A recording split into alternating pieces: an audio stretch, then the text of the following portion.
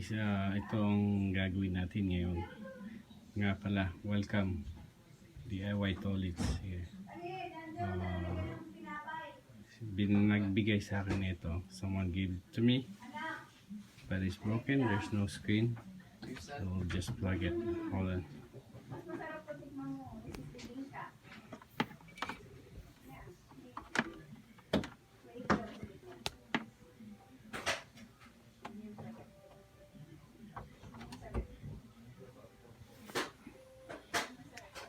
You see, after I plug it in, lights on, but when I turn it on, what's that light is gonna turn off.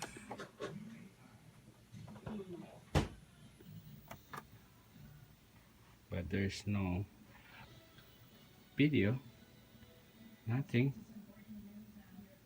So let's see, let's open up. Okay.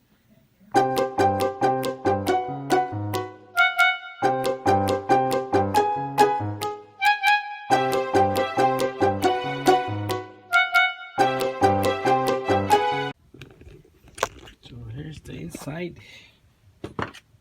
This is the main board. This is the power supply. So we'll check natin yung, we'll check all the voltages here. See.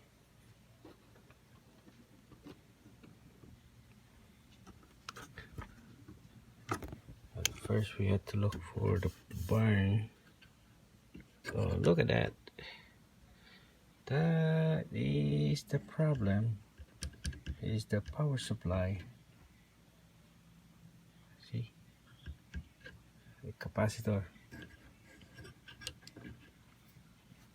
is swollen, so that's probably need to be replaced. Okay, now we see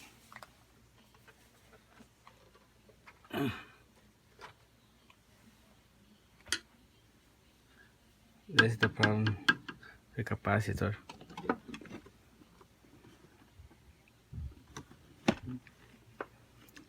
So we'll take this off.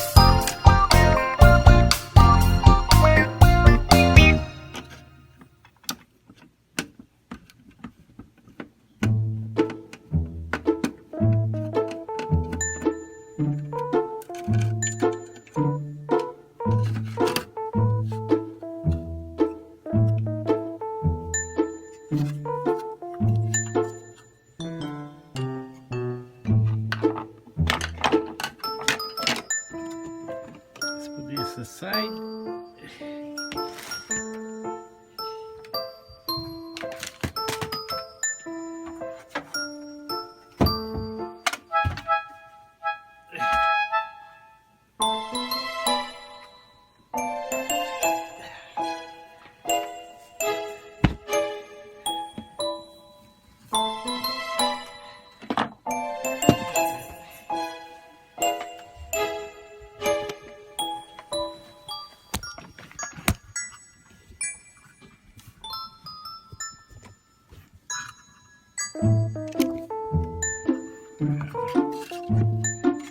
we'll see. Look at the capacitor is blown, so we need to replace these two. But first we gotta check some other thing.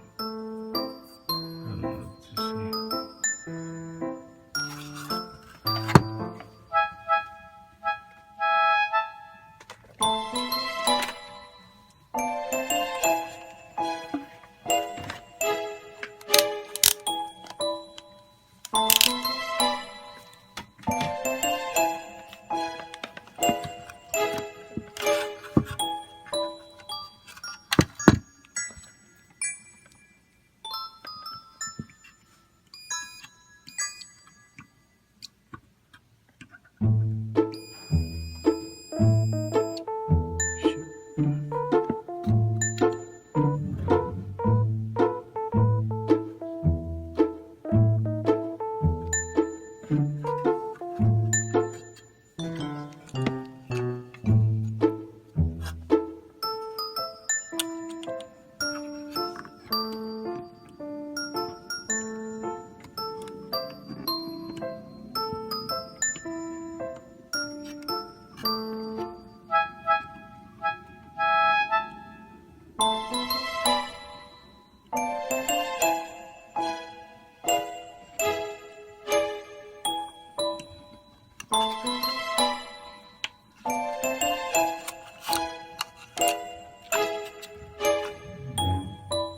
$2,200 microfarad,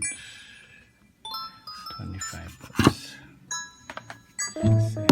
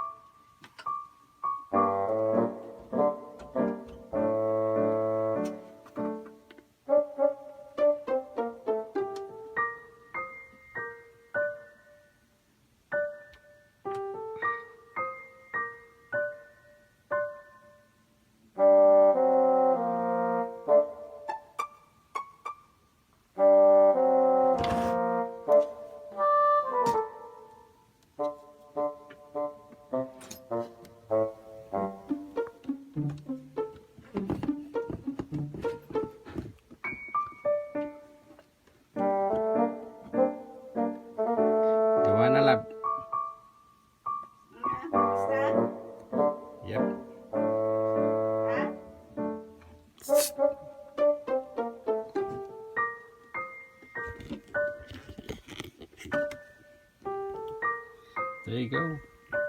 It's only 2 capacitor is broken. You just replace it. Now it's working.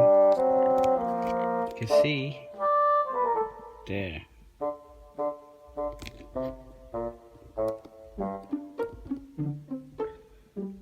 Another DIY success. This is DIY knowledge. Saying mission accomplished.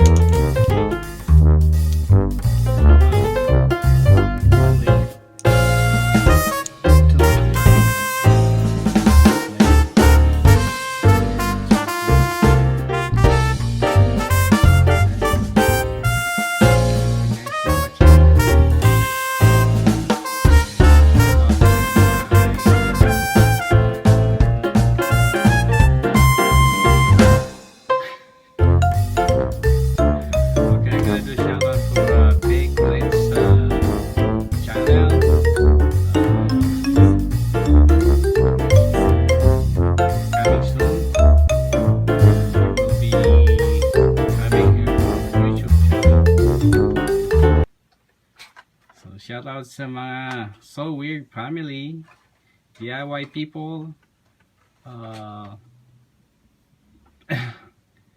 That's all. This TV is just given to me by a friend of mine. She's throwing away because she says no pictures, it's not turning on, it's dead.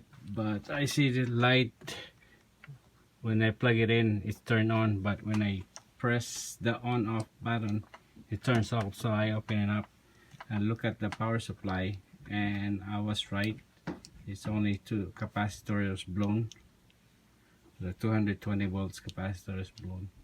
I mean 220 2200 microfarad capacitors. 2 of them is blown. So I just replace it. Now I have a small TV. I can use it for my, I don't know, we'll see where I can use it, but it's fixed.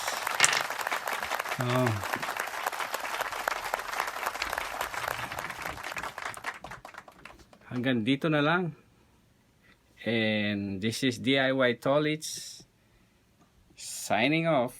Mission accomplished. Bye bye.